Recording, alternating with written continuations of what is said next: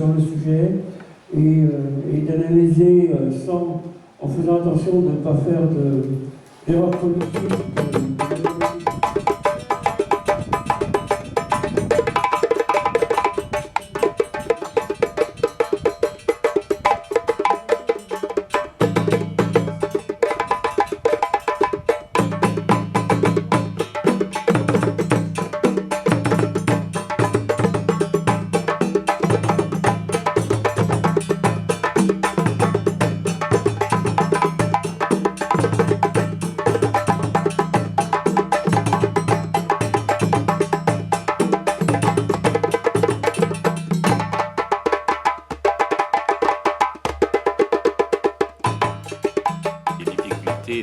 Des retraités, j'allais dire, elles sont d'ordre national.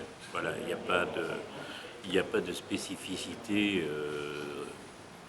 géographique. La problématique, j'allais dire, générale du retraité dépend avant tout, j'allais dire, aujourd'hui de bien vieillir et j'allais dire de vieillir correctement de sa retraite sur son lieu de vie. Ce qui n'est pas le cas, car depuis 4 ans, d'ailleurs, le régime général des retraites est bloqué. Il n'y a aucune augmentation qui n'a été attribuée.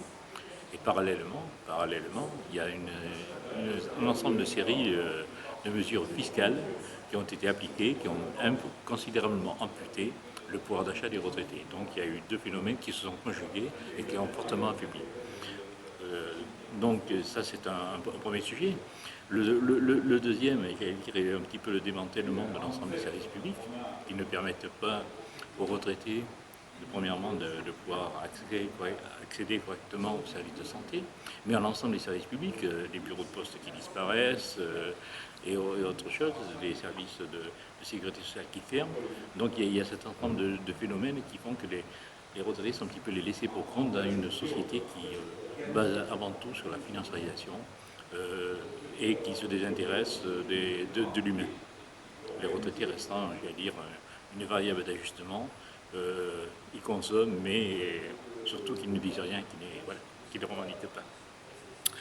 Donc c'est ce qui émane, j'allais dire, de cette mal-vie, de cette précarité, de cette perte de reconnaissance auxquelles sont soumis les retraités, qui est ressorti et sur lequel que combat la CGT, que combat tous ces retraités adhérents, CGT, et qui d'ailleurs aujourd'hui ont montré qu'il y avait autour d'eux beaucoup de personnes qui, sans connaître ce qu'est le syndicalisme pour retraités, portaient, j'allais dire, les mêmes revendications, les mêmes valeurs. C'est donc ce que l'on va essayer de faire partager, de faire grandir, j'allais dire, cette prise en charge de toutes ces revendications, cette prise en compte de toutes ces revendications par l'ensemble de retraités, le plus grand nombre possible, pour établir un rapport de force, si on peut appeler ça comme ça, mais surtout un mouvement social de cette couche sociale, j'allais dire, de 300 000 retraités sur le département, 16 millions de personnes sur le pays, pour qu'elles puissent influer, peser dans le bon sens de leurs revendications et de leurs besoins.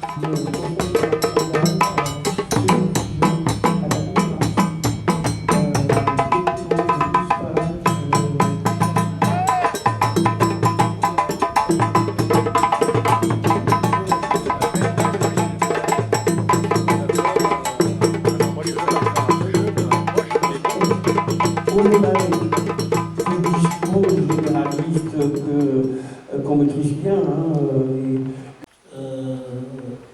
Qui sont des organismes qui sont paritaires. Autrement dit, on a des départements qui sont dans l'obligation de travailler avec des associations. Donc ça c'est important, on retrouve ça dans la logique des CODERPA et des... Comment s'est constitué le rapport de force pour la grève générale? Comment en 1945 à la Libération, le rassemblement s'est fait avec une CGT à 5 millions d'adhérents pour construire dans un client la sécurité sociale qu'on met en cause aujourd'hui. Comment également le rapport de force qui nous a permis d'aller à la grève générale en 68 s'est constitué à partir de la grève des mineurs de 63. Toutes ces questions aujourd'hui historiques sont d'une grande actualité parce qu'elles nous ramènent à la situation actuelle. La CGT travaille sur le sujet de revendication des retraités en développant un syndicalisme ancré sur les lieux de vie, sur les besoins qu'il y a en territoire, avant tout. Car c'est sur leur lieu de vie que, j'allais dire, les retraités qui sont hors de l'entreprise passent l'essentiel de leur vie. Certes, ils ont des activités, qu'elles soient culturelles, qu'elles soient artistiques, qu'elles soient touristiques ou des activités associatives.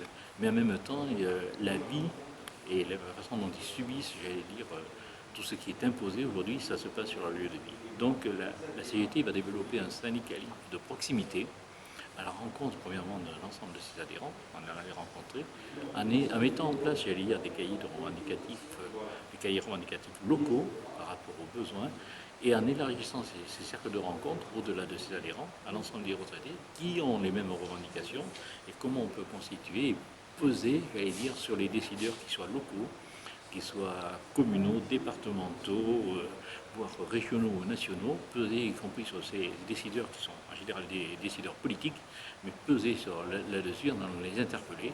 Et c'est l'ensemble de cette population-là mise en œuvre avec, j'allais dire, les salariés, avec les actifs, voilà, qui va peser pour imposer une autre politique sur notre département et d'autres préoccupations de prise en compte, j'allais dire, de leurs besoins. C'est une démarche, j'allais dire, volontaire d'aller d'instituer quelque chose qui a un petit peu disparu, c'était le dialogue avec... alors, ça n'a pas disparu dans l'entreprise. Lorsqu'on est une organisation syndicale, on dialogue avec les salariés d'ailleurs nous reconnaissent, vu qu'ils votent pour nous et puis ils sont adhérents. Mais lorsque l'on va vivre sur un lieu de vie, il y a une espèce de distanciation qui se fait, tout à fait normale, qui est géographique, et donc le contact, donc c'est une démarche volontaire de la CGT d'aller rencontrer, j'allais dire, ses adhérents, premièrement, sur leur lieu de vie, voir leurs problématiques avec eux, leurs revendications, et après faire partager cela, donner, j'allais dire, avec l'ensemble des retraités pour construire un syndicalisme qui n'a jamais existé, qui est le syndicalisme des retraités sur leur lieu de vie.